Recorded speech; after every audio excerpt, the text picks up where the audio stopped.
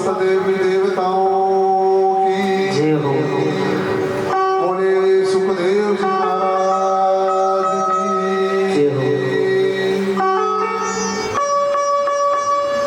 भगवान राधा माधव भक्त वांछा कल्पतरु त्या कारण करुणा वर्णालय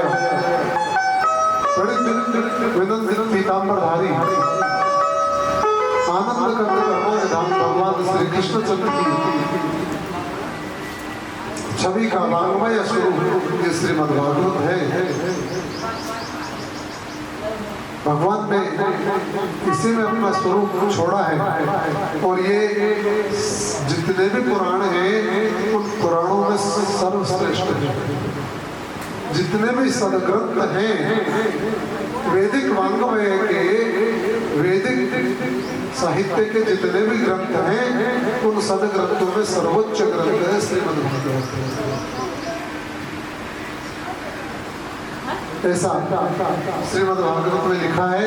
और महाराज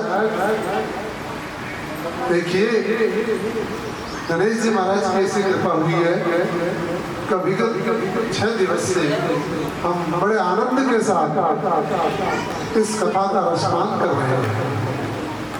अमृत स्वरूप ये जो कथा है उसका हम रसपान कर रहे हैं। आप लोग बड़े ध्यान से आप लोगों ने बड़ी पूर्ण मनोयोग से इस कथा का आपने अमृत पान किया है। आज इस कथा का मंगलकारी सप्तम दिवस है और हम इस सप्तम दिवस में मंगलमय प्रवेश करें। उससे पूर्व में आप सब उपस्थित भक्त चरणानुरागी भगवान के जो सेवक हैं आप सबको यहाँ पर जो विप्रबंध विराजमान है ब्राह्मणों के चरणारविंद को देवी स्वरूपा मातृशक्ति आप यहाँ विराजमान है उनको मेरे साथ जो धर्म लोग हैं उन सबको मैं नमन करता हूँ। और अपेक्षा है आज कथा का आज श्रीमद् भागवत का ये सप्तम दिवस है और आज पूर्णावती का दिवस है। हम आज पूर्णावती का यहाँ पर होगा तो हम मंगल में प्रवेश करते हैं सप्तम दिवस में। देखिए सब जगह मंगल ही मंगल है क्योंकि भगवान का नाम ही मंगल है। मंगल भवन अमंगल हारी द्रवम सो दशरथ अजिर बिहारी। भगवान का जो नाम है ये मंगल को देने वाला है। इसलिए मैंने आपको प्रथम दिवस में भी निवेदन किया था भगवान का नाम स्मरण करते रहना। प्रीति प्रतीति सुरीति से राम राम जपो राम तुलसी तेरो है बेलो आदि मध्य परिणाम। भगवान का नाम मंगलकारी है इसलिए सर्वत्र मंगल ही मंगल है। रुक्मिणी जी का विवाह गत दिवस में आपने श्रवण किया बड़ा आनंद यहाँ पर आया। भगवान रुक्मिणी जी को ले गए तत्पश्चात समझाया है पिता ने विष्णु ने अपने पुत्र को बेटा रुक्मिणी जी की यही इच्छा इसलिए जिद छोड़ करके बारात बुलाई है।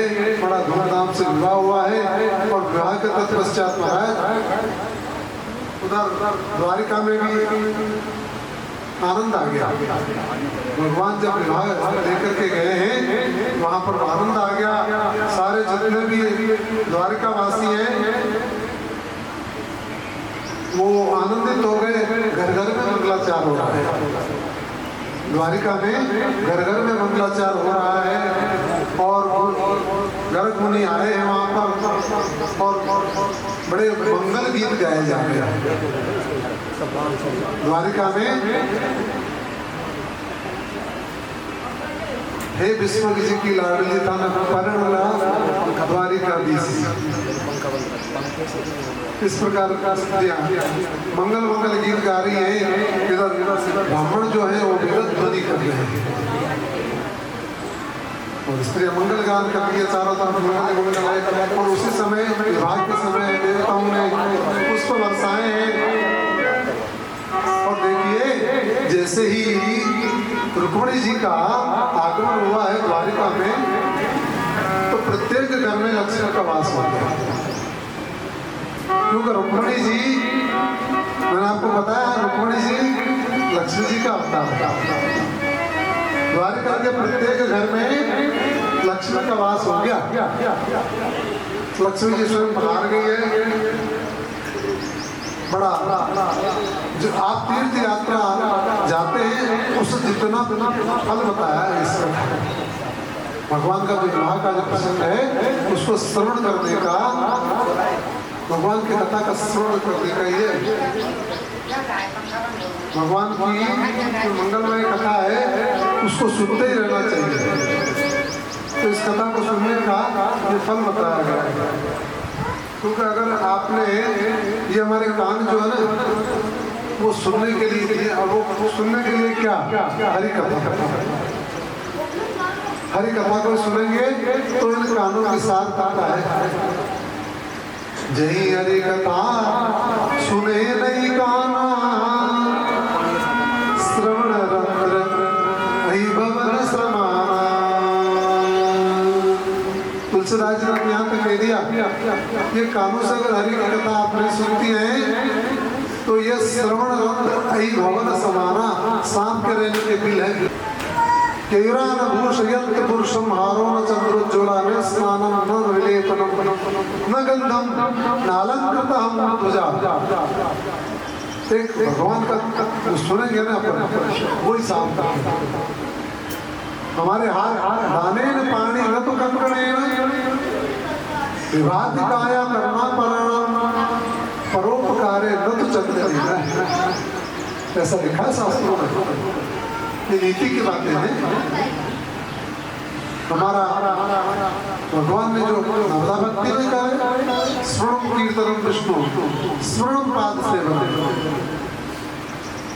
तो ये भगवान पहला है श्रवण करें, भगवान का यशोगान सुने, भगवान का चरित्र सुने, भगवान के गुणात्मान का गान करें। इसमें हमारे जीवन की सार्थकता है। तो निवेदन मैंने आपको कर दिया, मनुष्य देह जो है मुश्किल से पता नहीं अगले जन्म में हम कहाँ चले जाएंगे। हमारे कुर्ते फाड़ जाते हैं। आप कथा सुनने आते हो कपड़े फाड़ने आते हो। सेठ जी को फिर भी नींद नहीं। अरे बोले वो आदमी चला जाता तो वो जा रहा था इसलिए कथा में नींद आती तो हमारी माताओं को सुनता है ये लगा लेती है थोड़ी सी हल्की सी नींद कहते हैं। यहाँ मैं देख रहा हूँ विगत 6 दिन से तो मैं देख रहा हूँ कभी कोई भूले भटके किसी के अगर नेत्र में निद्रा आ गई हो तो अलग बात है, नहीं तो नहीं है, झूठ नहीं करा। हमारी माता जी तो जयकारे लगाती रहती है, भैया तो जयकारे कौन लगाते हैं?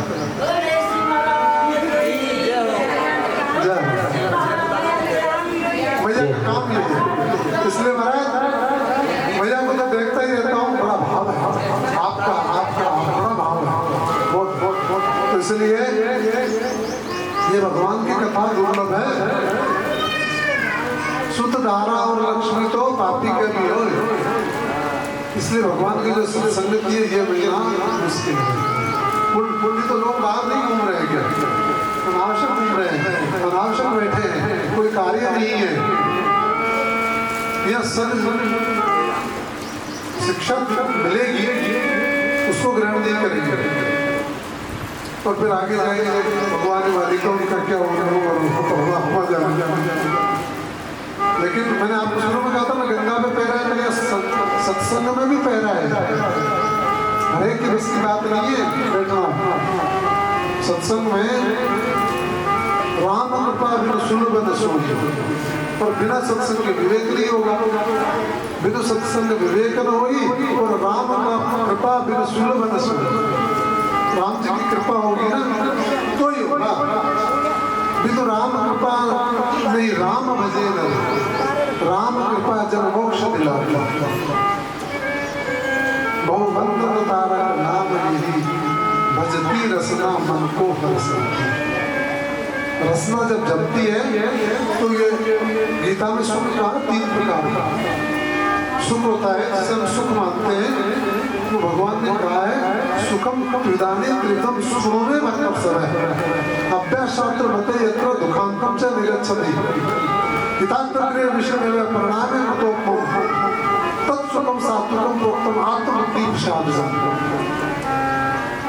विषेन्द्रिय संयोग तदग्रे मतोपम परिणामे विषमेव तत्सुखम राजसम स्मृतम। और तामसी सुख भी है यदाग्रे चावंते च सुखम मोहनमात्रम निद्रा लक्ष्य प्रमादोत्तम तत्तामस्मृतम। और भगवान ने आपने कह दिया सुख, हम सुख किसको मानते हैं, किससे सुख की अपेक्षा करते हैं? सुख तो केवल परमात्मा के स्मरण में ही है। यदाग्रे विषय शुरू में तो वो कैसा लगता है, विश्व तुल्य लगता है। हर किसी के मन का, हर किसी के बस की बात नहीं है। यदाग्रे विषय, लेकिन परिणाम उसका कैसा होता है, अमृत के तुल्य होता है। ये है सुख, सच्चा सुख ये है। हम सुख समझते हैं कि ये हो गया, ये अच्छा काम हो गया, ये मकान बन गया, चलो सुख तो मकान तो बन तो गया, लेकिन सुख तो उससे नहीं मिलेगा। और कब तक मिलेगा? स्थायी सुख नहीं है। सुख कैसा होना चाहिए? शाश्वत। वो सुख है, सुख वही है जो शाश्वत हो, जो परमानेंट हो। रजिस्टर्ड जो पट्टा है वो है सुख। ये तो क्षणिक सुख है, पर जो हृदय दुखी है उससे सुख की अपेक्षा करते हैं। भगवान के स्मरण में, भगवान के नाम में गोविंद को दे देते हैं बड़े, ये विचार करके और ला कर दिया। सत्यभामा जी भगवान ने कहा भाई आप ठीक है, सत्यभामा जी को तो हम ले लेते हैं, लेकिन इस मणि को नहीं देंगे। मणि को भगवान कुरुक्षेत्र में आ गए। इधर क्रूर जी ने, बलराम जी ने सुदनवा से सत्यजीत को मरवा दिया। सत्यभामा जी रोती रोती वहां पर गई, बोले मेरे पिताजी का वध हो गया।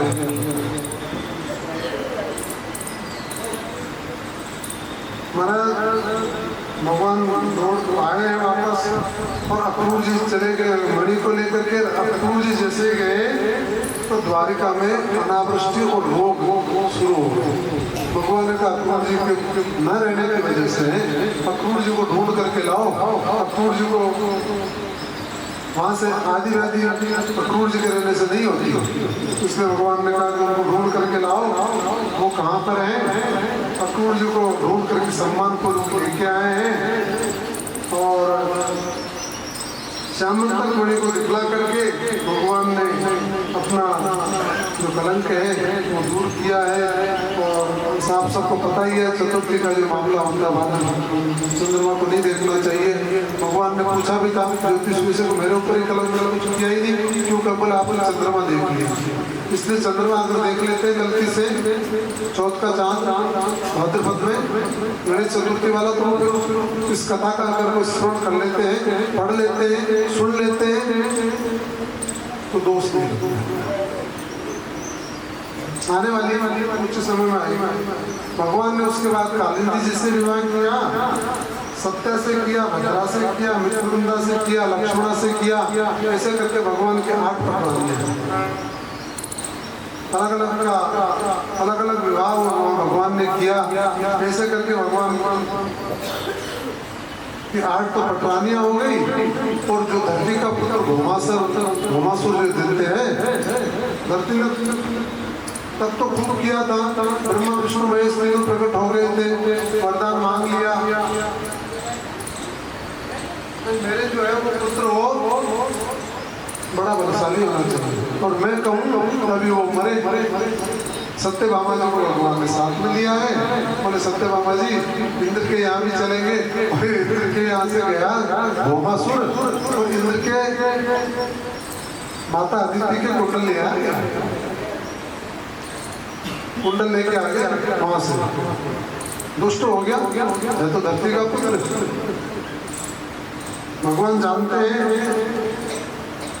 इसका वध करना जरूरी है, इसलिए भगवान सत्यभामा जी को साथ में लेकर के गए हैं, गरुड़ पे बिठाया है, देवलोक गए। सत्यभामा जी बड़ी हर्षित हुई है, हर्षित होकर बैठ गई है। भगवान सत्यभामा जी के साथ ज्यादा रहता है, रुक्मिणी जी तो सहनशीलता के प्रति बोलती है, और सत्यभामा जी क्या है सबसे ज्यादा गुस्सा सत्यभामा जी करती है। आठों पटरानियों में सबसे ज्यादा गुस्सा ये सत्यभामा जी करती है। इसका कारण है, इसके कारण है, ये सब कारण उसका ये है कि द्वारिकाधीश का जो खजाना है ना, उस खजाने में से बहुत बड़ा हिस्सा सत्यभामा जी का है। और जिसके पास, क्योंकि वो सामंत कौन उनके पिताजी की है, इसलिए जिसके पास तिजोरी है वही ज्यादा मजबूत है। जो सत्यभामा जी भगवान रुक्मिणी जी ने किया, सत्यभामा जी करती है, बात हो जाती है सत्यभामा। दूसरा कारण हो रहा है, एक बड़ा कारण ये है कि सत्यभामा जी कहाँ की, पियर कहाँ है बताइए। सत्यभामा जी का पियर वही है, द्वारिका में तो है, सत्राजित की पुत्री है। और सत्राजित कहाँ के रहने वाले, द्वारिका के हैं, और वो पियर भी वही और ससुराल भी वही। ये देखो, और जिसका पियर भी वही होता है, इस मोहल्ले में तो पियर, इस मोहल्ले में ससुराल, बस उसका राज है। इधर नहीं, इधर से तो इधर चलेगी, इधर से तो इधर चलेगी। एक पैर ससुराल में, एक पैर पियर में, और सबको रचा लेती है। कोई बुआ जी कहते हैं, कोई क्या कहते हैं, कोई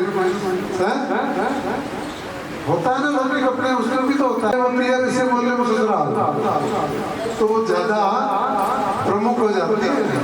अपन लौकिक जीवन में देखते हैं तो सत्यभामा जी का ये मामला है, पियर भी वही है और ससुराल भी वही है। और फिर खजाना, ज्यादा खजाना हिस्सा उनका है, तो तुरंत भी जाना गरुड़ पे बिठाया, लेके गए। घुमासुर का बड़ा जोरदार मामला है, 3 परकोटे हैं, और घुमासुर का मानना है क्योंकि आदित्य के कुंडल और इंद्र का छत्र ये छीन करके लिया घुमासुर ना बिठाया, लेके गए। 3 परकोटे हैं, पहला परकोटा पहाड़ के तुल्य है, और भगवान ने सुदर्शन चक्र कौमदी गधा गरुड़ जी को साथ लिया है, और गरुड़ जी ने पहला चोट से प्रहार करके उसका किला पहला ध्वस्त किया है। और भगवान ने वहां दरवाजे पर पहुंच करके शंख बजाया। घुमासुर ने कहा कि मेरे यहाँ करके शंख बजाने का साहस बड़ा बलशाली है। और फिर एक मूल नामक का जो उसका नृत्य है वो 5 सिर वाला है, रक्षक है, पहले उसी को भेजा है। उसने बड़ा भयंकर युद्ध किया भगवान से, तो उसके 5 सिर हैं, भगवान ने उसको सुदर्शन चक्र से उसका मस्तक काट दिया। और मुरारी बोले मुरारी भगवान की, मुरारी नाम पड़ गया भगवान का। उसके बाद में वो दौड़ करके आया है भौमासुर उसी समय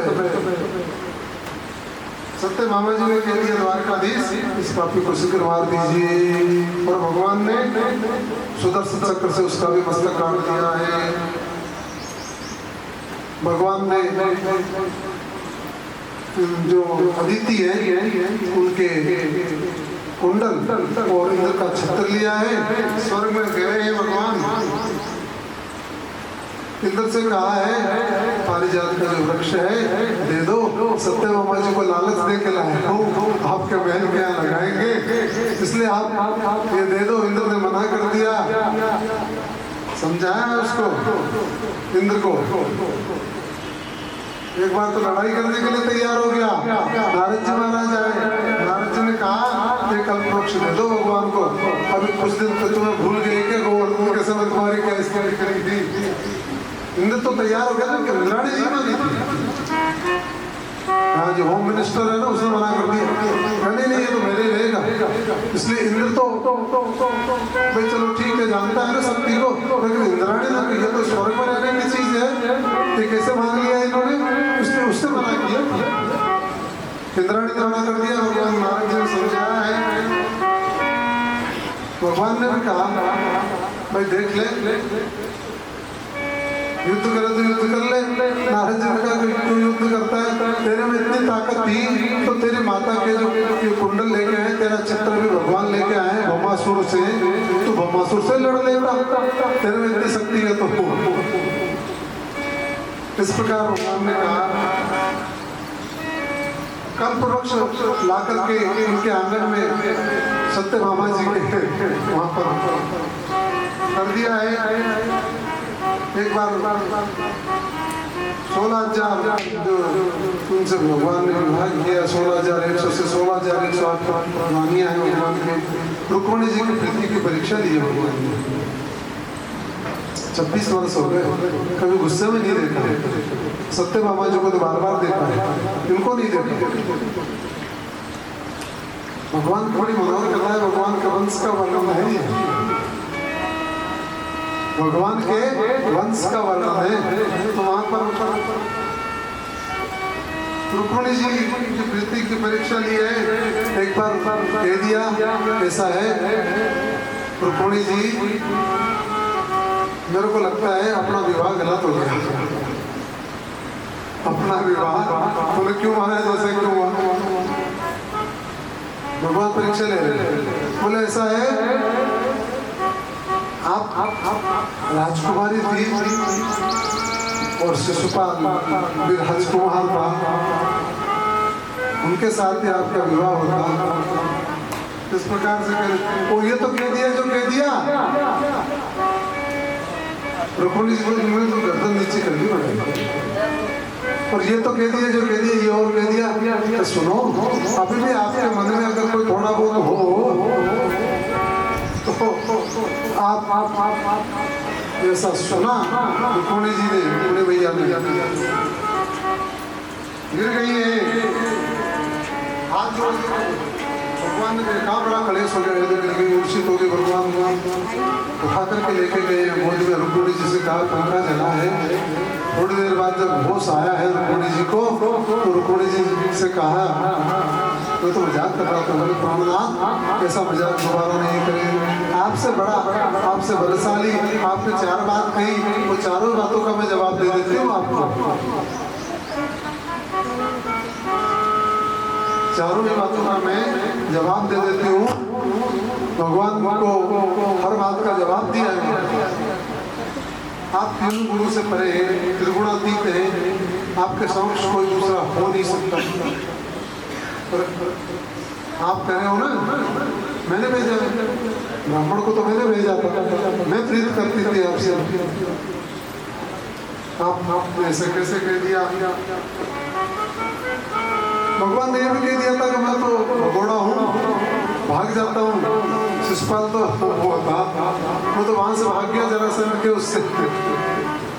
रुक्मिणी जी ने कहा है आपके समक्ष कौन टिक सकता है, इस तीनों लोगों में आपसे बलिष्ठ कौन है। इस प्रकार से भगवान श्री कृष्ण ने रुक्मिणी जी का प्रेम की प्रीति की परीक्षा ली। गृहस्थ में ऐसा मनोविनोद जो है होता है, और इससे ही थोड़ा सा प्रेम मजबूत रहता है। 16,100 प्राणियां हैं, गृहस्थ धर्म का भगवान पालन कर रहे हैं। सभी रानियों से 10-10 पुत्र हुए हैं। और देखिए, रुक्मिणी जी से तो प्रद्युम्न जी हुए हैं, जामवती जी से सांबु हुए, सत्यभामा के पुत्र अनिरुद्ध जी, वो प्रद्युम्न जी हैं, तो प्रद्युम्न जी के अनिरुद्ध जी। अनिरुद्ध जी बड़ा द्वारिका में धूमधाम से उत्सव मना कि भगवान श्री कृष्णचंद्र के पुत्र हो गया। तो बाणासुर भगवान शंकर का परम भक्त है। रोजाना प्रतिदिन भगवान शंकर की इतनी बढ़िया पूजा करता है। बाणासुर प्रहलाद का पुत्र हुआ विरोचन, और विरोचन का पुत्र राजा बलि, बलि का पुत्र ये है राजा बलि, जिसके बारे में आपने श्रवण किया है। उस राजा बलि का पुत्र है बाणासुर, और भगवान शंकर का परम भक्त है। शिव की आराधना करता है, नित्य कैलाश चला जाता है, रोजाना कैलाश में जाकर भगवान के वो करता है। शिव पार्वती ने कहा, भाई ऐसा है तुम रोज आते हो, ऐसा नहीं हो। बोले महाराज आप आ जाओ, तो फिर बुला लिया हुई, और कह दिया कि मेरे जो नगर है उसकी रक्षा आप करोगे। और तुम जानते हैं भगवान भक्त के वश में होते हैं, और हमारे भोलेनाथ तो ज्यादा ही तुरंत ही दे देते हैं, जो मांगो मांगो। नगरी की सदैव रक्षा करने का वचन कह दिया, और वहीं पर बाणासुर की नगरी है सोनीपुर, उस वहीं पर भगवान रहने लगे हैं। बाणासुर के टक्कर का योद्धा नहीं है, 14 भुवन में कोई योद्धा नहीं है, पर्वतों को उठा उठा करके पटकता है इधर उधर। एक दिन भगवान शंकर से कह दिया कि मेरे समान योद्धा कोई आएगा क्या? भगवान ने ध्वजा देने के लिए ध्वजा ले जा और अपने महल पे टांग देना, जिस दिन ये ध्वजा गिर जाएगी उस दिन तेरे को तेरे से युद्ध करने वाला उत्पन्न हो जाएगा। वो अवसर आया। बाणासुर के कन्या है, उषा नाम है, स्वप्न में देखा है, अनिरुद्ध जी को देखा है, और देखते ही मोहित हो गई है। चित्रलेखा उसकी एक सखी है, चित्रों को बनाया है। पूछा कि तुम इतने उदास क्यों है? बता दिया कि मैंने कोई स्वप्न में देखा है और मैं चाहती हूँ बड़ा सुंदर है, उसको लेके आ। तो चित्रलेखा ने कहा, भाई स्वप्न में देखा, सपन तो मिट गया, रात का रात में हो गया काम, अब कैसे पता लगेगा? तो चित्रलेखा क्या था, चित्र बनाने में उषा, जैसा वर्णन करते थे वैसा चित्र बनाते थे। चित्रलेखा ने बनाना शुरू किया, द्वारिकाधीश का चित्र बनाया, बोले मिल रहा है कुछ। प्रद्युम्न जी का बनाया, बोले और भी मिल रहा है। और फिर उसके बाद में से अनिरुद्ध जी का बनाया, तो लज्जा से उसने आंखें नीचे कर ली, और भाई यही है। कैसे पार पड़े? चित्रलेखा ने कहा, भाई ठीक है मैं लेके आती हूँ। 16 वर्ष की हो गई थी उस समय उषा जी। बाणासुर ने भी निश्चय कर लिया था कि पुत्री का विवाह कर देना चाहिए। चित्रलेखा ने द्वारिका गई है और सैया सैयद उठा गई। भगवान के भी संकट कब लिया, वहां भी पहुंच गया कि भगवान जाओ और युद्ध करो उससे। बाणासुर ऐसे नहीं देगा, क्योंकि बाणासुर की पुत्री है उषा, तो उषा क्या है? अनिरुद्ध जी। वहां भगवान ने सबसे कहा, भाई चलो ठीक है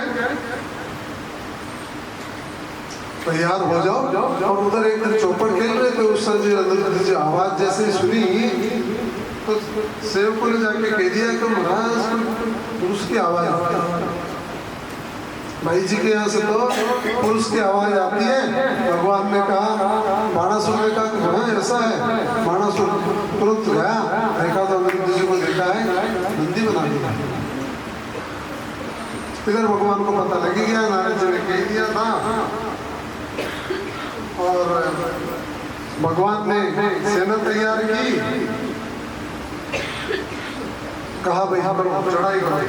सोनितपुर में ध्यान रखना है अनिरुद्ध जी को। तो सोनितपुर में भगवान 12 अक्षरी सेना लेकर के बलराम जी को साथ में लेकर के, क्योंकि राजा बलि का पुत्र है, बहुत शक्तिशाली है, भगवान लेकर के आए और सोनितपुर पे चढ़ाई कर दी। बाणासुर की जो राजधानी है सोनितपुर, वहां पर चढ़ाई कर दी और वहां पर रक्षक हमारे भोलेनाथ भाई भूत प्रेत आ गए, वहां तो युद्ध कर देखेंगे। भगवान शंकर आए और वहां पर बड़ा अपने अपने जोड़ीदार ढूंढ लिए सबने। प्रद्युम्न जी जो भगवान के बेटे हैं वो तो कार्तिकेय जी से लड़ रहे हैं, अपना अपना ढूंढ लिया सबने। और भगवान शंकर और भगवान कृष्ण में हो गया। एक दूसरे अस्त्र शस्त्रों का जब वो किया और उसके बाद में एक ऐसा बाण जम्भास्त्र छोड़ा है जिसमें जमाइयाँ आने लग जाती है। पोल का तो भगवान शंकर करते गए, लेकिन जम्भास्त्र जब छोड़ा है तो भगवान शंकर को जमाई आने लगी और उसके वो उनका धनुष बाण वगैरह जब वो गिर गए, उसके बाद में शिव जी ने मुरली मनोहर की स्तुति की है। जान गए परमात्मा है, मुरली मनोहर की स्तुति गाई है और कह दिया है कि भगवान मैं तो आपका सो नर सपने सुख नहीं पाऊंगा। रामायण में भी कहते हैं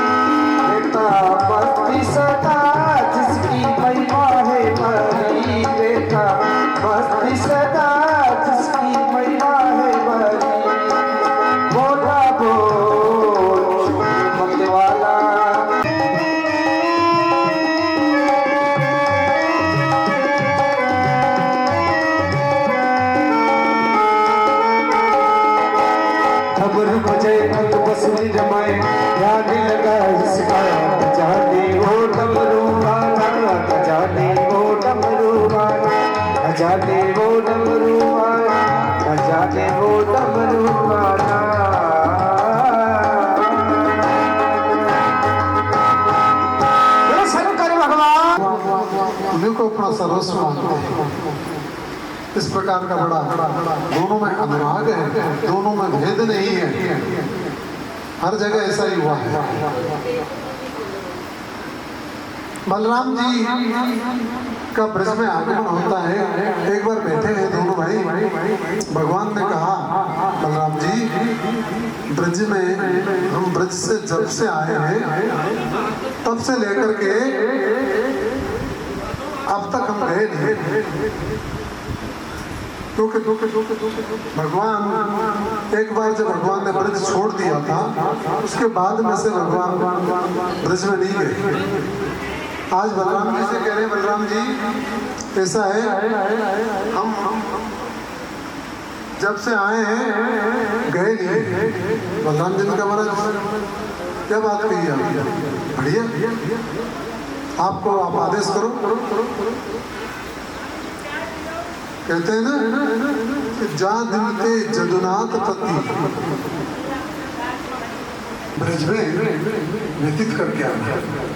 बलराम जी आए हैं, श्री कृष्णचंद्र जी की सम्मति से फल मूसल व्रत में रखा है और सबसे पहले उज्जैन में गए हैं, संदीपनी ऋषि के यहाँ पर, गुरु जी के वहाँ पर उन्होंने प्रणाम किया है। उसके बाद भूमि में पहुंचे हैं, वहाँ देख रहे हैं सब लोग भगवान कृष्ण का गुणगान कर रहे हैं, उनका गुणानुवाद कर रहे हैं, ध्यान में मग रहे हैं।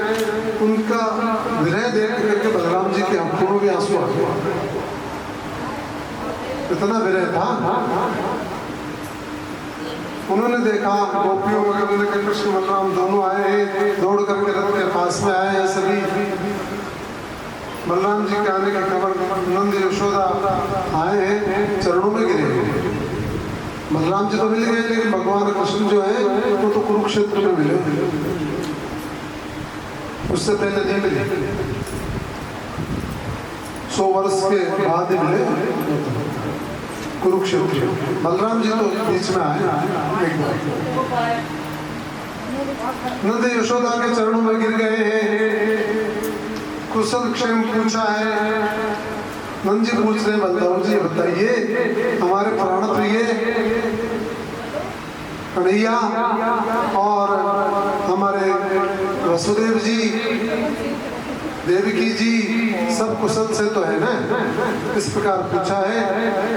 कहा महाराज ठीक है, सब आनंद है, सारा सब कुछ ठीक चल रहा है, इस प्रकार से कहा है। गोपियों को पता लगा है, गोपियों ने कहा कि आज वही रात है शरद पूर्णिमा की, तो भगवान बलराम ने भी यह रात है गोपियों के साथ। पौंड्रक का भगवान ने उद्धार किया है। अपने समय पौंड्रक ने देखा कि भगवान चतुर्भुजधारी है, नकली सभी जगह उपस्थित रहते हैं, नकल सब जगह चलती है, पर नकल करके आज तक कोई महान नहीं हुआ, इसलिए नकल पौंड्रक ने की। पौंड्रक को भगवान ने, पौंड्रक ने कहा भाई मैं हूँ असली कृष्ण, 4 भुजा देखो मेरे, और बटन दबाता है, चक्कर घूमने लग जाता है, नकली हाथ लगा लिए, चतुर्भुजधारी बनता है, मोर मोट लगा रखा है, और सबसे कहता है मेरी पूजा करो। असली भगवान तो मैं हूँ, असली कृष्ण तो मैं हूँ। ब्राह्मणों ने आके भगवान से कहा है, भगवान ने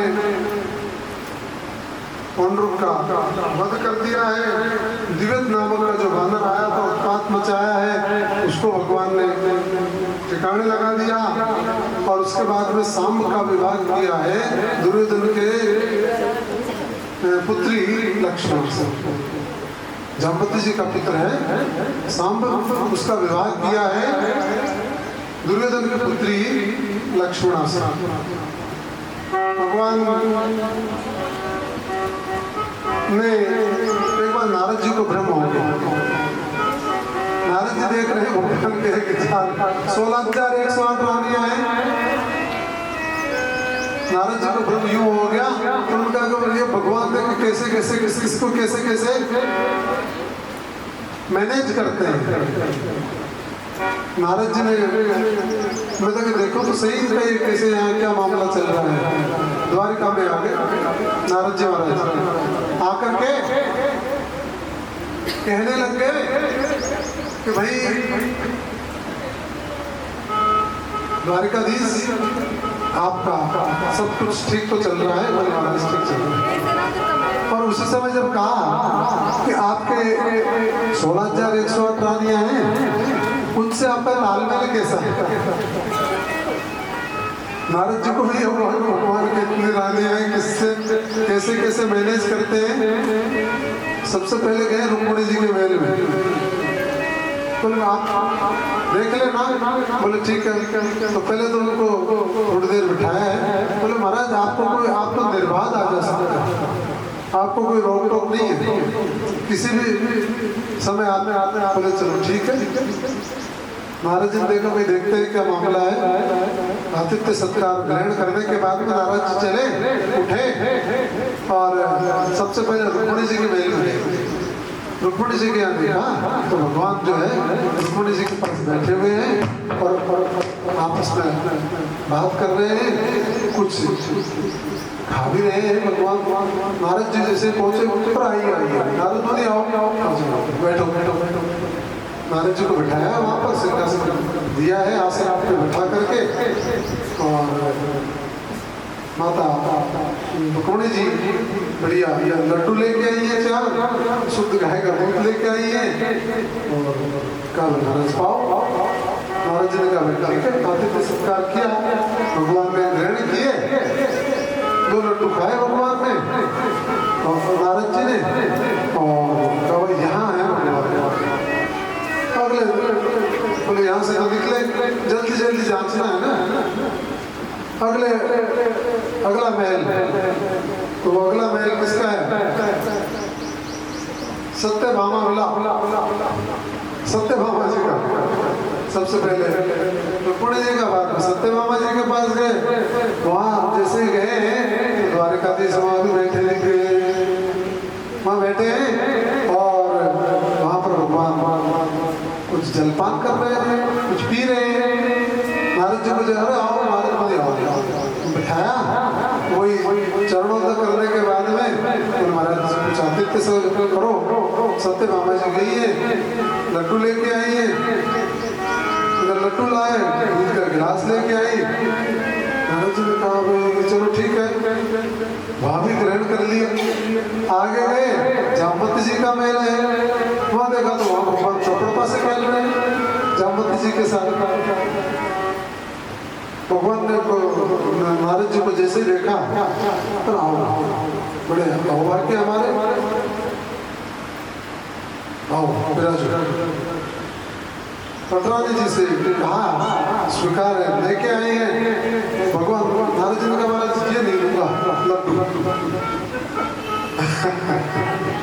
नारद जी ने मना कर दिया। आगे चलो कालिंदी जी के यहाँ, भद्रा जी के यहाँ, सबके यहाँ पर आटो। अब चलो बोले ये तो ठीक है, लेकिन वहां पे चल के देखो जहाँ और मामला है, 16,100 है। नारद जी गए महाराज, 3 महीने तक नारद जी ने सारी खोजबीन करी है, भगवान प्रत्येक के साथ मिले और 200, 300, 400 तक तो वो गए और देखा कि अब तो मेरे पार नहीं पड़ेगा। सारे लड्डू खिला रहे हैं, 16,000 रानियां हैं, 2-2 लड्डू खाऊं अगर तो मेरा क्या हाल होगा? 32,216 हो जाएंगे। 2-2 लड्डू लेके आ रहे हैं, इतना ही हुआ। थोड़ा गणित थोड़ा मेरा कमजोर है। 32,000 लड्डू नहीं, 32,000 से कुछ ज्यादा होगा। 128 देखिए नारद जी ने कहा भाई ये मेरे पास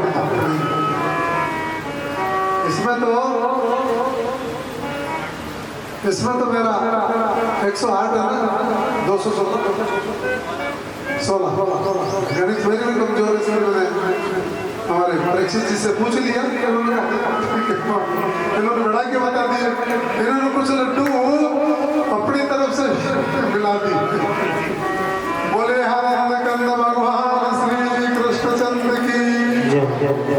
इन्होंने कुछ लड्डू मन का लाडू फीका क्यों, और फीका तो फिर थोड़ा क्यों, तो इन्होंने वृद्धि करके बताया।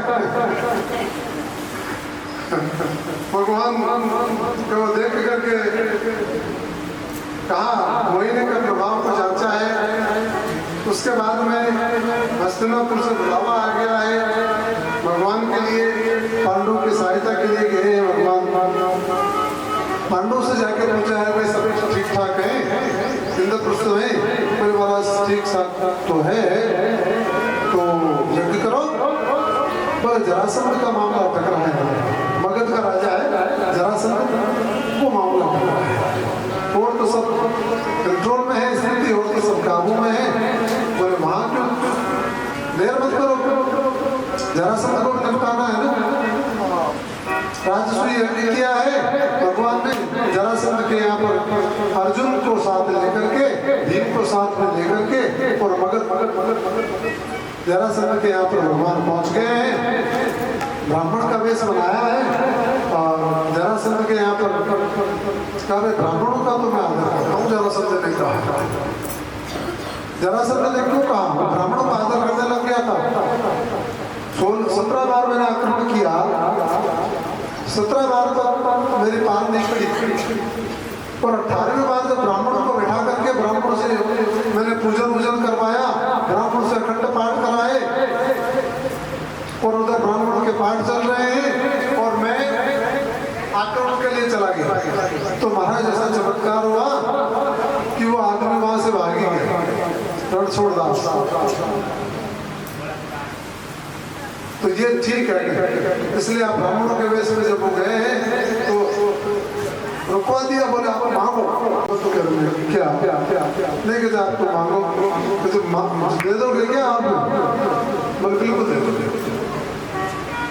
हाँ बोले हाँ ऐसा करो, हम तो आपसे युद्ध चाहते हैं, मल्ल युद्ध चाहते हैं। ब्राह्मण होकर के हम मल्ल युद्ध चाहते हैं? जरासंध ने जरा सा गौर से देखा तो भगवान आंखें जो है ना वो ही है चमत्कार। तेरी अखियां जादू भरी मुरारी में तो कब से करे। ये भगवान की जो अखियां है ना ये जादू भरी है। जैसे जरासंध ने देखा तो भाई तुम तो देखे हुए से लग रहा, कहीं आपको वो आंखों पर वजह से पहचाना ब्राह्मण का वेश है, वैसा नहीं पहचान रहा है। लेकिन क्यों पहचान रहा है?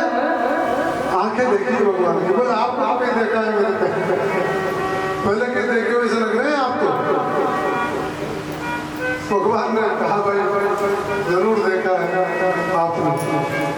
अरे चलिया खैर कैसे कोई बात नहीं, अब युद्ध तो यही दिया हमने, जो करना ही पड़ेगा। हाँ भगवान ने युद्ध के लिए हाँ किया है और जरासंध तैयार है, कहता ठीक है लड़ू मल्ल युद्ध होगा। तो बोले किससे करोगे? मल्ल नियम है, युद्ध के नियम होते हैं। युद्ध के नियमों में क्या है, एक से एक मल्ल युद्ध में एक से एक लगते हैं। तो वहां पर उसने कहा तुम तो छोड़ गए, भाग गए, तुम तो भगोड़े हो, तुमसे तो लड़ूंगा नहीं। रही बात अर्जुन की, तो अर्जुन तो क्या दुबला पतला है, थोड़ा लोग ये कहेंगे ये ठीक नहीं है, इसलिए ये भीमसेन है ना, ये है मेरे भीमसेन से युद्ध करूंगा।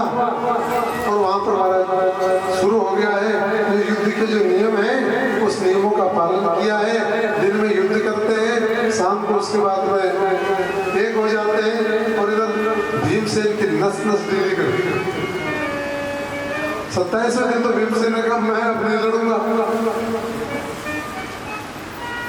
मैं लड़ूंगा नहीं, मैं तो और अगर ऐसा है आप ज्यादा वो करोगे तो मैं चला जाता हूँ। ये तो काबू में ही नहीं आ रहा मामला। इस प्रकार जब कहा तो भगवान ने कहा कि ऐसा है, हाँ भगवान ने कहा कि ऐसा है, मेरे इशारे पे ध्यान नहीं दे रहे, युद्ध तो तुम कर रहे हो लेकिन मैं जब मेरी तरफ देखना। ऐसा ही हुआ, जरा नाम राक्षसी का पुत्र था, आप सबको कथा ज्ञात है। भीमसेन ने उसके बीच में से 2 भाग किया है और उल्टा सुल्टा फेंक दिया। तीर वो वापस से जुड़ नहीं पाए और इस प्रकार से जरासंध का वहां पर वध हो गया है। भगवान ने जरासंध की कैद से जो राजा थे उनको मुक्त कर दिया और वहां पर आ गए। यज्ञ का प्रारंभ हो गया और अब विवाद ये हो गया कि सबसे पहले पूजा किसकी की जाए। प्रथम पूज्य तो गणेश जी महाराज है हमारे। समुद्र मंथन के समय कह दिया था गोविंद ने, तो सबसे पहले नारायण ने कह दिया था कि गणेश जी की पूजा करके समुद्र, इसलिए प्रथम पूज्य तो वो है। लेकिन वहां पर जो लोग बैठे हैं उनमें सबसे पहले किसको पूजा जाए? सभी बैठे हैं, सारे कौरव वगैरह सब बैठे हैं, दुर्योधन और ये सारे बैठे हैं, कर्ण वगैरह और सब महारथी अतिरथी जितने भी हैं सब बैठे हैं। तो सहदेव जी खड़े हुए। सहदेव जी ने कहा कि भाई सारा विचार करके मैंने विचार देख लिया है, सबसे पहले पूजनीय योग्य तो भगवान श्री कृष्णचंद्र ही है, इनकी पूजा करना चाहिए। भीष्म ने भी कहा द्रोण भीष्मी मौनम स्वीकृत लक्षणम, लेकिन उधर शिशुपाल जो है भगवान को नित्य प्रति सौ गालियां देता है, उससे सहन नहीं होगी नहीं ये। और उसने जो बोलना शुरू किया है, जैसे ही कहा मेरे द्वारा ये चोर ये भगोड़ा उधर से अर्जुन खड़ा हुआ है, भगवान ने सारे भगवान ने कहा बैठ जाओ, होने दो उसको, इसका पूरा गिनती जो है वो होने दो, होने दो। कह दिया शिशुपाल ने यज्ञ का भाग जैसे गोवा छीन करके ले जाए, ऐसे इसके आप बेथा गालियां निकाल रहे हैं और भगवान गिनते जा रहे हैं। भगवान की गणित पक्की है, हमारी तो कच्ची है। हाँ हमारी परीक्षित जी की भी कच्ची है, भगवान की गणित पक्की है। जैसे ही हो गई पूरी 100 गालियां हुई है, सुदर्शन चक्र गया है और उसको मस्तक कर रहा है। भगवान को दुर्वचन कहने वाला कितना समय जीवित रह गया, बड़ी बड़ी 7 परिक्रमा लगाई है भगवान के देह में, सायुज्य प्राप्त किया है। परीक्षित ने पूछा ऐसा क्यों? बोले निरंतर चिंतन करता रहता था, सोते जागते उठते बैठते कृष्ण कृष्ण कृष्ण कृष्ण कृष्ण कृष्ण कृष्ण यूं करता ही रहता था और कहीं चित्ती नहीं लगता था उसका। इसलिए हम तो प्रेम से बसते हैं, लेकिन तुलसीदास ने कहा है भाव कुभाय अनग आश, भाव से कुभाव से अनग से अवश्य से कैसे भी बचो, 10 दिशाओं में मंगल ही होता है। और यहाँ तो मंगल और भी है हमारे स्वयं मंगलमय मूर्ति गणेश जी महाराज हो रहा, इसलिए मंगल मूर्ति के समक्ष तो सारा मंगल ही हो रहा है और मंगल से नाम ले रहे। भगवान का प्रथम उसके बाद में शुरू हो गया है, यज्ञ इधर प्रारंभ किया है और आप सबको पता ही है अलग अलग को अलग अलग विभाग दे दिए हैं भगवान ने।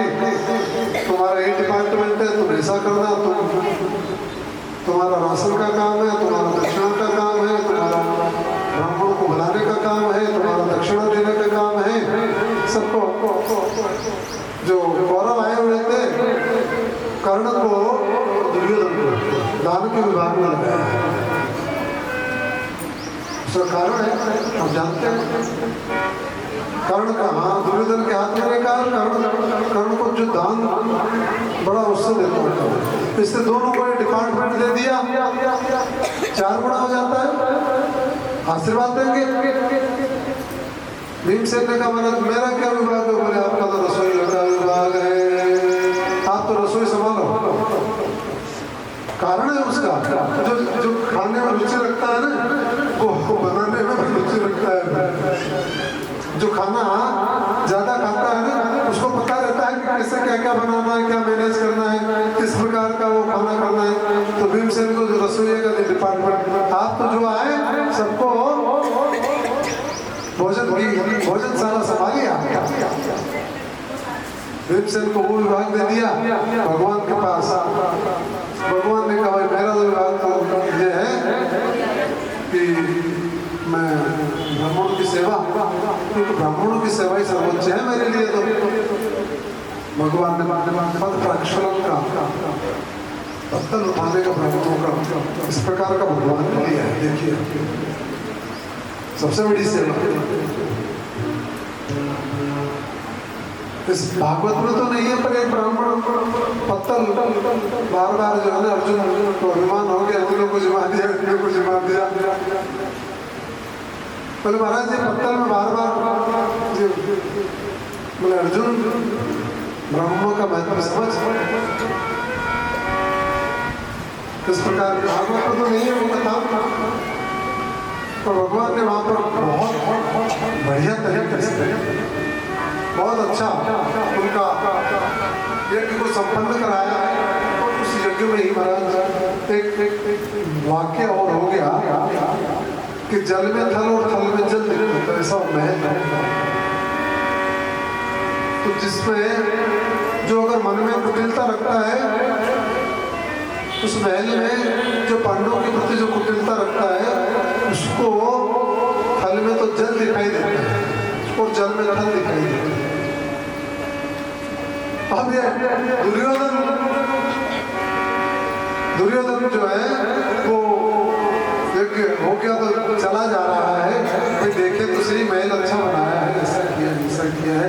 और उसको पता नहीं है कि जैसे ही थल को देखा है, अपने जो वस्त्र हैं उन वस्त्रों को ऊपर करने लगे, और इसमें से उधर चलना है और बीच में तो ये पानी आ रहा है, कैसे जाए, चारों तरफ देखा पानी है, तो उसको वस्त्रों को ऊपर किया और उधर रानियां हैं जो हंस रही है। दुर्योधन ने देखा गड़बड़ हो गया, वस्त्रों को निकल गया, बोले यहाँ तो गलत है। थल को देखा, जल को देखा तो थल भ्रमित हो रहा, और थल को देख रहा है तो जल भ्रमित हो रहा है। महाराज दीवार से जैसे ही उसका दीवार थी, उसको आर पार रास्ता दिख रहा है वहां पर, ये तो रास्ता है, दरवाजा दिख रहा है, दरवाजा है नहीं वहां पर। जहाँ दरवाजा है वहां दीवार है, और जहाँ दीवार है वहां दरवाजा है। देखा तो ये तो दरवाजा है, अंदर जिसे किया तो लगी है, उधर से द्रौपदी जो वाणी है, यही रसना ही है सब कुछ। मीठे वचन बोलना चाहिए, तुलसी मीठे वचन से सुख उपजत जाऊं, वसीकरण एक मंत्र है, तज दे वचन कठोर। किसी में वाणी में रस है, किसी में विष है, नहीं तो क्या भेद है। रसनारा गुण राजी, ये रसना के गुण है। कड़वा लागे काग जो है ना वो कड़वा लगता है, ये किसका गुण है, ये रसना। इसलिए वाणिक्य समलक करो मधु पुरुषम या संस्कृता भाव। ये वाणी जो है ना हमारी, ये रसना है ना, इसको मीठा मीठा बोलना। वाणी से ही सब कुछ इससे ही है। वाणी बोल करके अंदर चली जाती है, कलेश शरीर को होता है। इसलिए वाणी को हमेशा हमें संयमित रखना है, संयम से रहना वाणी के मामले में। तो वाणी इसलिए है भगवान का नाम, भगवान का नाम उच्चारण करते रहिए, राम राम राम राम राम राम राम राम राम। अभ्यास हो जाएगा, और अभ्यास होने के बाद में कुछ समय तो आप जीभ से करेंगे, और जैसे ही आपका पूर्ण अभ्यास हो जाएगा और आप आपके अंतरात्मा से निकलने लगेगा, स्वतः ही निकलेगा, स्वतः स्वतः ही निकलने लग जाएगा। और ये देखो, दुर्योधन के मन में बैर है तो दबती नहीं है। घेर खून खांसी खुशी बैर प्रीत मदपान, रही मन दावे ना दबे जानत सकल जहान। सारा जहान जान जाता है। रही मन दावे ना दबे, आप चाहे कितना ही दबाओ इनको, बैर को और प्रीति को, मदपान को। कथा आपने थोड़ा सा ही खाया है, पान में इतना सा ही छीटा है, पता लग जाता है। खेर खून कितना ही दो, खेर खून खांसी नहीं रुकती और एक खुशी भी नहीं छूटती। तो ये दो चीजें रविदास ने लिखा है, रहीमन दावे ना दबे जानत सकल जहान, सब जानते हैं। दुर्योधन के मन में खोट है, पता लग गया है। द्रौपदी ने दुर्वचन कह दिए और महाराज ये दुर्वचन ही कारण बन जाते हैं। इसलिए हमें दुर्वचनों से बचना चाहिए। सालों का वध किया है, दंतवक्र का भगवान ने उद्धार किया है। और उसके बाद वहां पर भगवान द्वारिका में बहुत आनंद से रह रहे हैं। अपने साथियों को भी याद कर दिया। मित्रता, ये मित्र जो होते हैं ना, ये मित्र बचपन के विशेष हैं। और भगवान के बचपन के सखा वहां तो छोड़ दिया उन्होंने ब्रज तो, लेकिन जो विद्यार्थी काल के सखा हैं वो याद रहते हैं। यहाँ पर सुदामा भगवान के साथ ही, मैंने आपको निवेदन किया था कि सुदामा जी भगवान के साथ ही गए विद्यादान करने के लिए। सुदामा जी का चरित्र है भगवान से, भगवान ने सारे धर्म निभाए हैं और यहाँ पर भगवान मित्रता का धर्म नहीं निभाएंगे। सुदामा जी को जैसा कि पता है, सुदामा जी बड़े विद्वान हैं, वेद पाठी हैं, लेकिन ज्यादा लिप्सा नहीं है, ज्यादा चाह नहीं है, संतोषी है। संतोष, क्योंकि संतोष ही सबसे बड़ा धन है, इससे बड़ा कोई धन नहीं है। सारे प्रकार के धन है लेकिन संतोष धन नहीं है तो आदमी के पास कुछ भी नहीं है। गोद धन, गज धन, बाज धन और रतन धन खान, जब आवे संतोष धन। तो उससे बड़ा कोई धन नहीं है। सुदामा जी के पास संतोष है। वेदज्ञ ब्राह्मण है, अच्छे ब्राह्मण है, लेकिन लिप्सा नहीं करते, ज्यादा चाहना नहीं करते, अपने वहीं पर रहते हैं। भिक्षा, जो किसी हिंदी कवि ने लिख दिया, भिक्षा कर भोजन करे, भिक्षा कर लेना ब्राह्मणों का धर्म नहीं है, गलत लिख दिया। कभी भागवत में उल्लेख नहीं है इसका।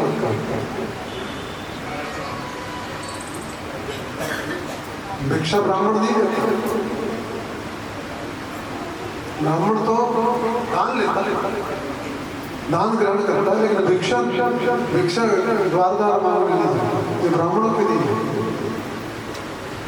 सुदामा जी वहां रहते हैं और उनकी सुशीला पतिव्रता स्त्री है। अब स्त्री में तो हमारा थोड़ा होता ही है, स्त्रियों में तो, अब सुदामा जी में तो नहीं है, लेकिन सुशीला जी में है। वो भी अच्छी है, पति सेवा में प्रीति रखती है, लेकिन थोड़ा देखती है तो विचार करती है कि हमारे घर में कुछ भी नहीं है। आप तो कहते हो द्वारकाधीश मेरे मित्र हैं, इस प्रकार से सुशीला जी का मंतव्य है। ताकि धरती प्रतिव्रता गए वेद कीरी, सलज सुशील सुबुद्धि अति, पति सेवा से प्रिय। ऐसी है, सरल है, सुशील है, सुबुद्धि है और पति सेवा में लीन रहने वाली है। कह रही है आप ऐसा क्यों नहीं करते, आप द्वारका चले जाइए। द्वारकाधीश तो अनाथों के नाथ है, उनके पास वैभव है, संपत्ति है, दयालुता है, करुणा है, उदारता है, सब कुछ है। सुदामा जी ने कहा कि मैं मांग नहीं सकता, मैं इसलिए नहीं जाऊंगा कि तुम मांगने के लिए मेरे को भेजते हो। तुम चाहती हो मैं मांगू, लेकिन मांगना मेरे को नहीं पड़ेगा। इसलिए सुदामा जी नहीं जा रहे। सुदामा जी क्यों नहीं जा रहे? तुमको ऐसा नहीं कि लांछन नहीं लगे, मांग लिया। उन्होंने कहा भाई ऐसा है, मांगना मत, जाओ तो सही। वो तो अनाथों के नाथ है, वैसे ही जान जाएंगे, आपकी वेशभूषा देख करके जान जाएंगे। सुदामा जी कह रहे हैं ठीक है, लेकिन मित्र के यहाँ पर जाते हैं तो खाली आप नहीं, ऐसा शिष्टाचार है। और मैं द्वारिका, तुम जानते हो तो ये बताओ द्वारिका कितनी दूर है? केवट ने कहा कि जो स्थिति आपकी, जैसे आपके अस्थि पंजर दिख रहे हैं,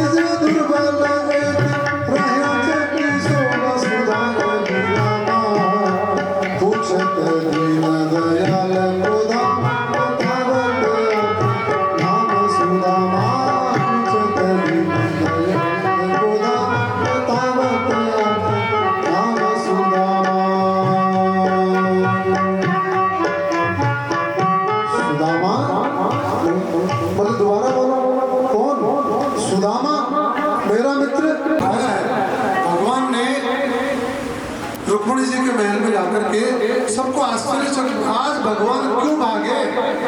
भगवान कभी अपने भगवान को भागते नहीं देखा, लेकिन मित्रता हो ही ऐसी है।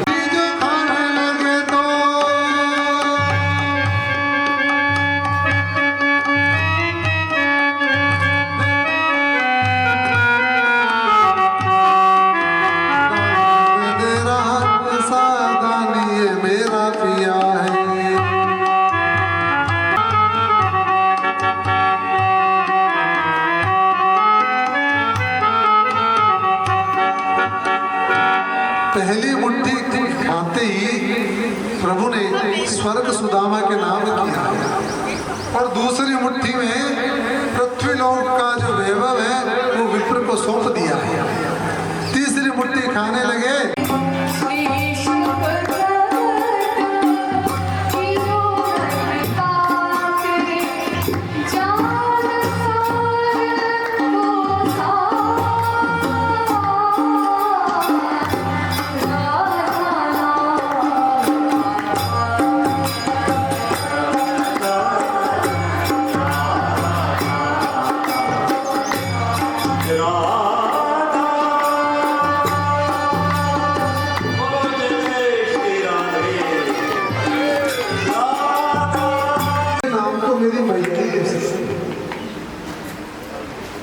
ये नाम मैया ले सकती और कोई नहीं ले सकता। भगवान को एक जैसे सुना है नाम को पता किया, तो ऐसा ब्रज वालों का है, दौड़ करके मैया ने छाती से लगाया, इतना बदन किया है कन्हैया, मेरे को छोड़ करके चले गए। विक्षिप्त सी हो रही है माता। ये देखिए यशोदा जी की हालत है, वो विक्षिप्त सी है। बड़ा जुदन किया है भैया ने, बाबा ने, हालचाल पूछे, कन्हैया चरणों को दबा रहे हैं। भगवान कृष्ण दोनों के पैरों को पकड़ करके बैठे हैं, चरणों को पकड़ करके बैठे हैं। अपराध हो गया, हमसे अपराध हो गया, इतने दिन नहीं मिल पाया आपसे, उठाए नहीं उठ रहे हैं लोग, देखिए बड़ा काम वहाँ पर कानून रस जो है ना वो मुक्त हो गया। क्या और जैसे ही राधा जी के बारे में जब उनको पता लगा पटरानियों को, सब गई है राधा रानी जी, राधा जी आप संकित हो, चिंतित हो। भगवान भी ऐसा ना हो, पहले तो राधा जी को छोड़ दिया, राधा ने छोड़ के चले गए, चिंताग्रस्त हो गई। तो विचार कर रही है क्या होगा, जब भगवान मिलेंगे राधा रानी जैसे उनके वर्षों बाद में क्या दृश्य उपस्थित होगा, इस प्रकार विचार करना। थोड़ी समय तक भी रही तो उसके बाद में तो हंसी ठिठोली करने लगी। रुक्मिणी जी आदि स्त्री आपस से बात कर रही है, आज प्राणेश्वर जो है राधा रानी से भेंट करेंगे। राधा रानी के सौंदर्य की बड़ी प्रशंसा हमने सुनी है, आज हम भी देखेंगे कि हमारे प्राण वल्लभ जिनके पीछे भागते थे वो राधा रानी का स्वरूप कैसा है, आज हम देखेंगे स्वरूप को। इस प्रकार का वार्तालाप उन्होंने कर रही है।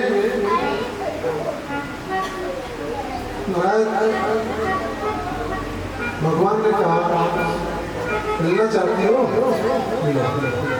राधा रानी जी से राधा जी नहीं आती, राधा जी के पास जाना पड़ता है, ऊंची पदवी है राधा जी की।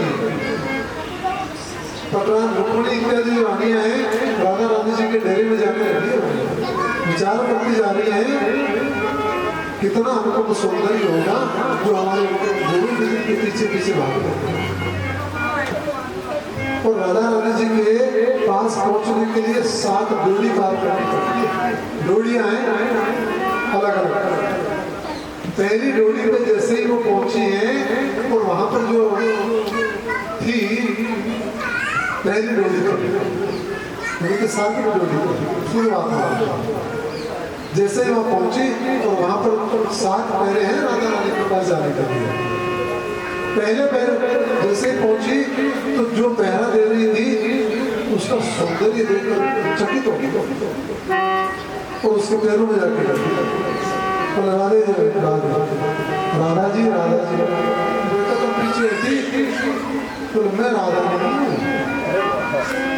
राधा मैं नहीं। लज्जित हुई है कि उनको राधा से, मैं तो उनकी दासी हूँ। उनको लगा ये दासी जो इतनी सुंदर है तो राधा रानी जी इतने सुंदर ही होगी। दूसरे उस पे गई है, वहां देखा तो ऊंचा मान रहा था, तीसरी पे गई, चौथी पे गई, चमत्कृत होती जा रही है, उत्सुकता बढ़ती जा रही है, अधीरता बढ़ती जा रही है, सोच रही है राधा रानी कैसी होगी, तो यही इतनी सुंदर है, अपने सौंदर्य पे लज्जा लगने वाले हम तो कुछ नहीं है इनके आगे। जब अंतिम उसमें ललिता विशाखा वो है वहां देखते तो वो तो अब तो ये राधा रानी जी है, सीधे जाके ललिता ने कहा हमारे रास रासेश्वरी तो आपको आगे मिलेंगे, भगवान के प्राण वल्लभा को आपको आगे मिलेगी, ये हम तो उनकी सखियां हैं, ललिता विशाखा सखियां हैं, हमको सौंदर्य है। देखती जा रही है भगवान को देखते हमारे रासेश्वरी राधा रानी जी बहुत सारी गोपी से घिरी हुई बीच में बैठी है। अनुपम आभा है, कह नहीं सकते।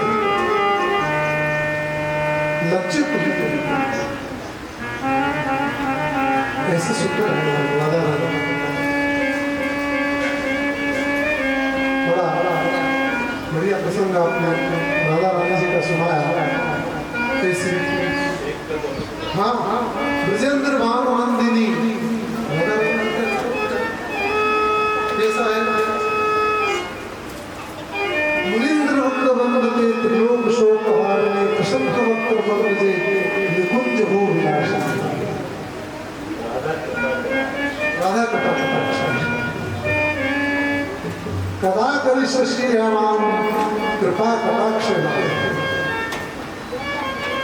ये भगवान रास रासेश्वरी का स्वरूप है, बड़ा अद्भुत है। इसीलिए कहते हैं कि ब्रह्म में ढूंढ पुराण में ढूंढो, वेद ऋचा जहाँ चौक ऋचा है, देख सुनो कहो चित्तियो केश स्वरूप केश सिद्धो। हेरत हेरत हार गए रस खान बताए लोग लुगाए, देखो वही मैंने कुंज कुटीर में बेट पलोकत राधिका। भगवान को कहा कुंज में राधा राधा के पैरों के कैसे अनुपम सौभाग्यशाली हमारी रास रासेश्वरी प्राण वल्लभा गोविंद की प्राण वल्लभा भगवान की लाडली भगवान की प्रियतमा राधा रानी का आपने कहानी सुनने उन्होंने नहीं लिखा, राधा का नाम आते ही वो समाधिस्थ हो गए। इतना राधा रानी में इतना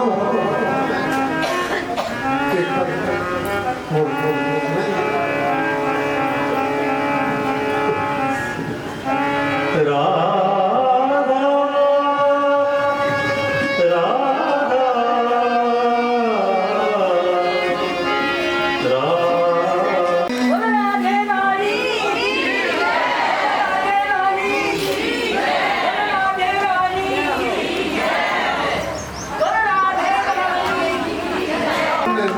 आजकल हमारा हुआ उससे संबंधित एक जी सुना रहे हैं। दुर्भाग्य रह गया कि जबकि आप समस्त वैष्णव जनों के दर्शन नहीं हो सके, मैं आचार्य श्री के दर्शन हो सके। आज हम परम सौभाग्यशाली थे, आप ऐसे परम पद्मदेव वैष्णव के दर्शन हुए। तो कल रास्ता जो प्रकरण का मीरा ने गाया कथा आपके साथ ही हमारी अहमदाबाद में है। अहमदाबाद सूरत तो साथ को विदेश लेकर जाएंगे।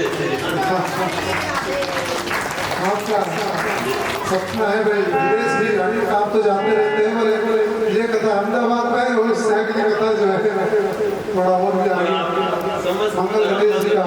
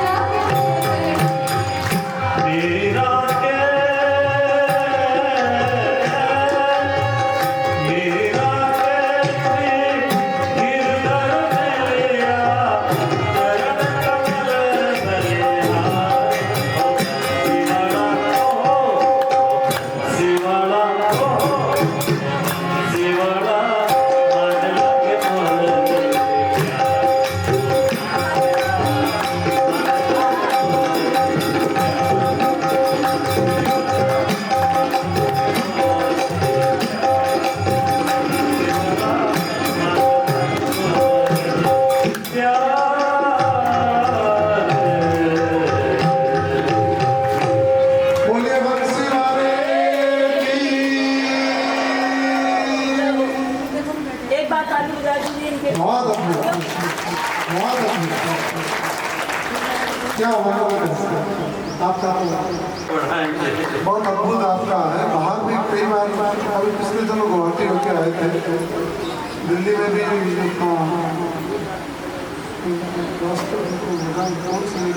आपको पता है मैं विस्मृत हो रहा हूँ स्थान का, आप जाते रहते हैं। बहुत अच्छा आपका संगीत की ये जो विधा है, क्योंकि ये भगवान को रिझाने का एकमात्र जरिया और तो कोई यज्ञ तप वो तो ही है, लेकिन संगीत से भगवान तुरंत रिझते। हमारे जो गंधर्व गावे गुण गंधर्व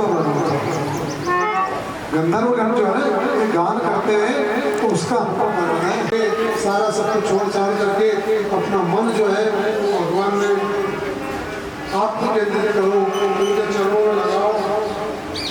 और राजा परीक्षित ने भी कहा है, मैंने 7 दिन की कथा सुनी है, मेरा सब ज्ञान दूर हो गया है, इस प्रकार से कहा है।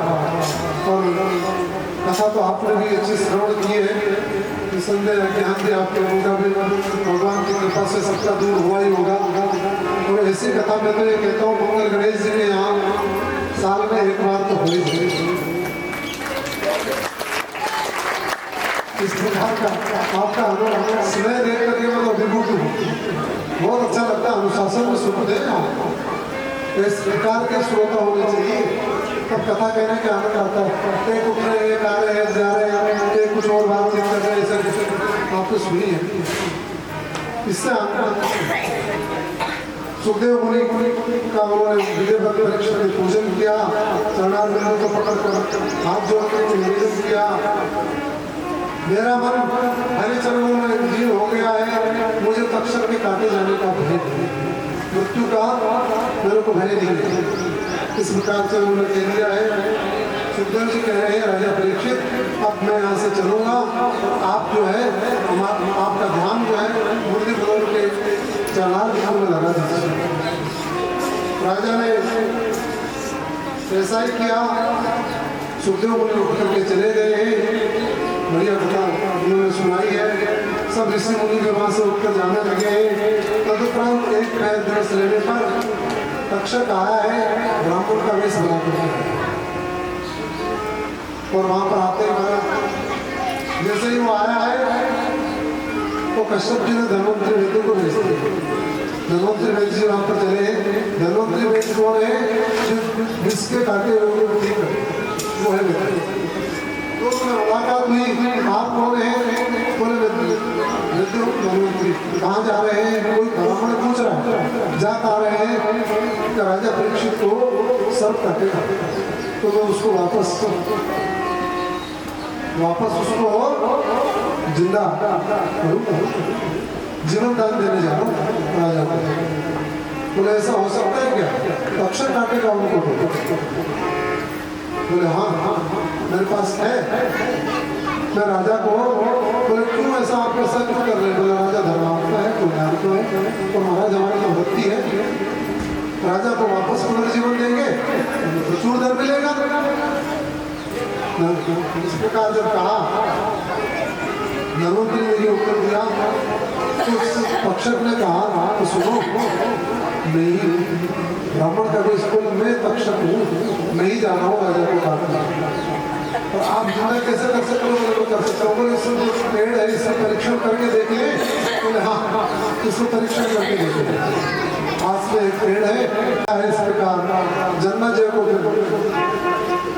बड़ा हुआ, क्रोधित हुआ है, नागयज्ञ किया है, आप सबको पता है। तक्षक को बुलाने का प्रयास किया है, इंद्र के वहां पर सिंहासन पर निपट गया है तक्षक, लेकिन ब्राह्मणों ने जैसे ही आह्वान किया है, इंद्र आ गया, सिंहासन सहित इंद्र आ गया। उसके बाद में कहा ये तो ऐसा होना ही था, समझाया है, जन्मजय को समझाया है, ब्राह्मणों ने ये बंद किया है। और उसके बाद में जी महाराज ने मार्कंडेय पुराण, मार्कंडेय ऋषि के बारे में कथा कही है। और संक्षेप में एक बार जिन्होंने विगत 7 दिवस में भागवत की कथा का किसी कारणवश अगर आपने श्रवण नहीं किया, नहीं सुन पाए, तो उसके उसका निदान है कि ये महात्म्य है, भागवत का संपूर्ण कथा का सार है। इसको एक बार अगर कोई श्रवण कर लेते हैं तो उसको 70 दिवस का फल प्राप्त हो सकता है। एक बार संक्षेप में आपके साथ का कथा जो यहाँ पर आयोजित हुई है उसके लिए मैं थोड़ा सा आपको निवेदन कर दूँ। सूर्य जी कहते ऋषियों श्रीमद् भागवत इसके प्रारंभ में श्री नारायण के लीला चरित्र का वर्णन है। वेद व्यास जी और नारायण का संवाद है। तत्पश्चात राजा परीक्षित की कथा है, पांडवों की कथा। परीक्षित को जिस प्रकार समीप ऋषि के यहाँ पर जाना है और समीप ऋषि का श्राप लगा है, वो कथा मैंने आपसे कही है। विदुर जी का और उद्धव जी का संवाद जिस प्रकार से हुआ वो संवाद मैंने आपसे कहा। ब्रह्मांड की उत्पत्ति, हरि का 12 अवतार लेना, हिरण्यकश्यप और हिरण्याक्ष को मारना, कपिल देव जी द्वारा माता देवहूति को सांख्य योग का उपदेश देना, ये हमने तीसरे स्कंद में आप लोगों को इस कथा का श्रवण कराया है। और उसके बाद में माता सती का देह धारण करके जाना और यज्ञ का विध्वंस होना, तो पुनः भगवान शंकर का माता सती को वरण करना, इस कथा का हमने आपको श्रवण कराया है। राजा ध्रुव की कथा, पृथु की कथा, प्राचीन वैश्य सुरंजन इस प्रकार 7 द्वीप, नवखंड, 7 समुद्र इनकी कथा का हमने आपको खगोल और विज्ञान भूगोल जो है उसको हमने आपको पूरा बताया है। तत्पश्चात वृत्तासुर का वध जिस प्रकार से गली जी की कस्तूर के द्वारा इन्होंने वृत्तासुर को मारा है और ब्रह्म हत्या का पाप लगाया है, वो कथा हमने आपको बताई है। नरसिंह अवतार भक्त प्रहलाद का उद्धार भगवान ने किया, दर्शन देकर के गजेंद्र मोक्ष कथा, कश्यप अवतार की कथा, धन्वंतरी अवतार की कथा और तत्पश्चात मोहिनी अवतार की कथा हमने आपको बताई है। सूर्यवंश और चंद्रवंश राजाओं का वर्णन किया है। राजा रामचंद्र की कथा आपने सुनी। वसुदेव जी का और आनंद कंद करणों में जब भगवान श्री कृष्णचंद्र जी का जिस प्रकार से मथुरा में जन्म हुआ और तत्पश्चात का आगमन हुआ है, वो कथा गोकुल में उन्होंने अपने बाल लीलाओं को से माता यशोदा और नंद जी को सुख दिया है। बाल बालों को साथ उन्होंने विभिन्न प्रकार की लीलाएं किए, कंस के भेजे हुए असुरों का उन्होंने वध किया है, ये कथा हमने आपको सुनाई है। उसके पश्चात भगवान का जरासंध आदि से युद्ध करना, द्वारकापुर में आना, रुक्मिणी आदि जो आठ प्राणियां हैं उनके साथ भगवान का विवाह का वर्णन किया है। 16,100 रानियों के साथ भगवान ने जिस प्रकार से विवाह किया वो वर्णन हमने आपसे कहा है। और कौरव पांडवों का वृत्तांत हमने आपसे कहा जिस प्रकार से भगवान ने कौरव का वध करके कौरव का वध करवा करके पृथ्वी का भार उतारा है, वो कथा का हमने आपको स्मरण कराया है। यदुवंशियों का वर्णन और जिस प्रकार से भगवान का देवों का भगवान का परम धाम भगवान का अंतर ध्यान होना मूर्त का, लेकिन भगवान सबके हृदय में विराजमान है। हमारे परीक्षित जी बता रहे थे, गीता में आया है, प्रमाण है, बाल की नोक जो होती है उसका 1,000वां हिस्सा हमारे भगवान का अंश है। 10,000वां हिस्सा अंश है। कितना 10,000 बाल की नोक, उस बाल की नोक में भी 10,000वां हिस्सा कोई नहीं पकड़ पाया। वो जब तक चैतन्य हमने रहता है, हमारे हृदय स्थित में रहता है, भगवान का आश्रय तो भगवान का अंश है, उसको कोई नहीं समझ पाया, कोई नहीं पकड़ पाया। बड़े बड़े वैज्ञानिक हो गए, बड़े बड़े डॉक्टर हो गए, पूरे शरीर को खोल देते हैं, प्रभु की कृपा है। वो जीव परमात्मा का अंश है। वो जो परमात्मा का अंश चला जाता है तो हम कुछ भी नहीं रहते। कितना बढ़िया, कितना सूक्ष्म है। तो जो पुण्यात्मा होते हैं उनमें वो उस अंश की मात्रा ज्यादा है। लेकिन हम सबने वो 10,000वां हिस्सा है, बाल की नोक देखिएगा, वो बाल की नोक की अदृश्य होती है, वो दिखती नहीं है, उसका भी 10,000वां हिस्सा ये हम आत्मा का स्वरूप कहा। बयान सर्वभूतानां यत्र रूढानि मायया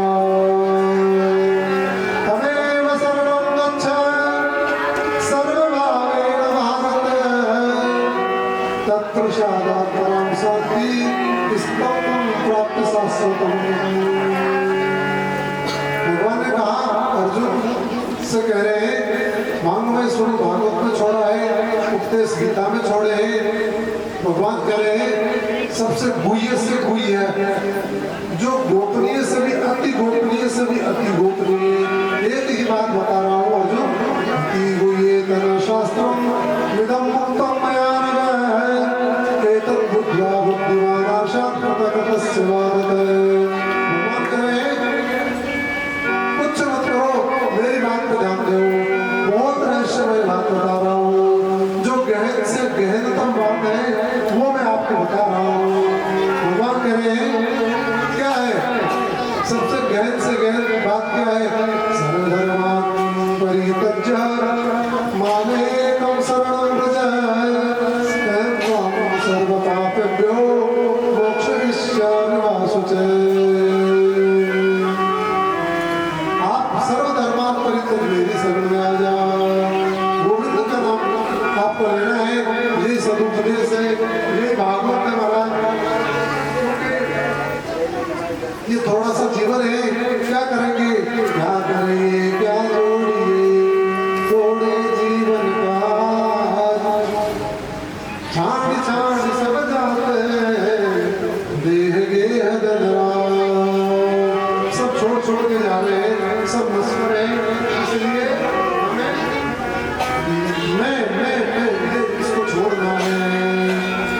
ये मेरे कीजे बड़ी बदो रहो संसार, दास कबीरा क्यों बंदे जग राम नाम आधार। एकमात्र राम का नाम आधार देना है हम अपने को, क्योंकि संसार में तो सब प्रकार के लोग हैं। तेरे भावे जो लगे भलो बुरो संसार, नारायण तू बैठ के अपनों में उस मार्ग को प्रशस्त करना है, उस मार्ग पे हमें चलना है। इसलिए भगवान का है वो बात को भूल मत, जो चाहे कल्याण नारायण के मौत को तुझे श्री भगवान। ये श्रीमद् भागवत जो ज्ञान यज्ञ का विगत 7 दिवस में यहाँ पर समाप्त आपने बड़ा अनुराग पूर्वक, प्रीति पूर्वक, स्नेह पूर्वक, भाव पूर्वक आपने जो श्रवण किया है उससे मैं आनंदित हूँ, गदगद हूँ। आप उन्हें अवसर देंगे वापस फिर हम यहाँ पर भागवत का आरोप करेंगे। और महाराज 7 दिन में मनुष्य से मानव स्वभाव है, चूक भूल हो जाती है। मेरे से विगत 7 दिवसों में कोई हुआ हो, मेरी वाणी से कुछ अनुचित निकल गया हो तो मैं आप सबसे, आप भगवान के भक्त हैं, निसंदेह आप उनको क्षमा भी करेंगे, क्योंकि आपके जो गोविंद आपके हृदय में विराज रहे हैं। इसलिए आप सबसे मेरी गलती के लिए तो क्षमा प्राप्त हुई हूँ। और इसी प्रकार आप गोविंद का नाम लेते रहे, भगवान का नाम लेते रहे। हमारे 16 माला पढ़ते हैं मनोज वैसे बड़े भाव बोले हैं, मैं तो गदगद हो गया उनको देखकर। 16 माला 12 माला तो उन्होंने ले रखा है, 16 माला तक पहुँचना। ये यही करना है, यही कमाई है, यही पूंजी है, तो सब कुछ यही रह जाएगा। ये पूंजी अगर इसको बढ़ाते रहेंगे, इस कोष को बढ़ाते रहेंगे तो हम संपूर्ण दुखों को भी पार कर जाएंगे और भवसागर को भी पार कर जाएंगे। बोलिए भागवत महापुराण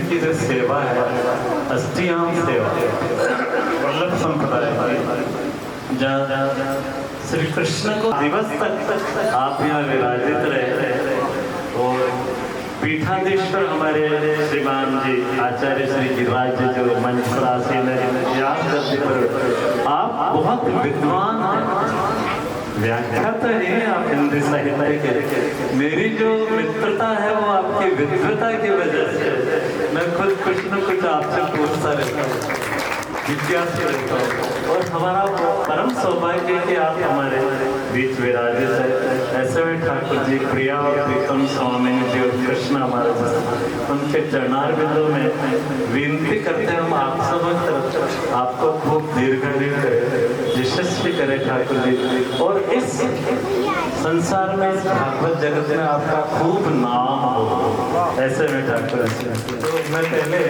आपकी तरफ से एक पद गाता हूँ, मैं मेरी पोत्री और मेरे छोटे कलवरिया मारी थे तो मारा गुणरा सागर, थे तो मारा गुणरा सागर, अवगुण मारा मत जाजो, तो मारा गुणरा सागर अवगुण मारा मत जाजो, सांवरिया मारी प्रीत निभा, लोक न जीजे मारो मन न पसी, लोक न जीजे मारो मन न पसीजे, मुखड़ारा शब्द सुना, मैं तो दासी जन्म जन्म के, मारे आंगन रमता आज जी, मीरा के प्रभु गिरधर माधव, बेड़ो पार प्रीत निभा।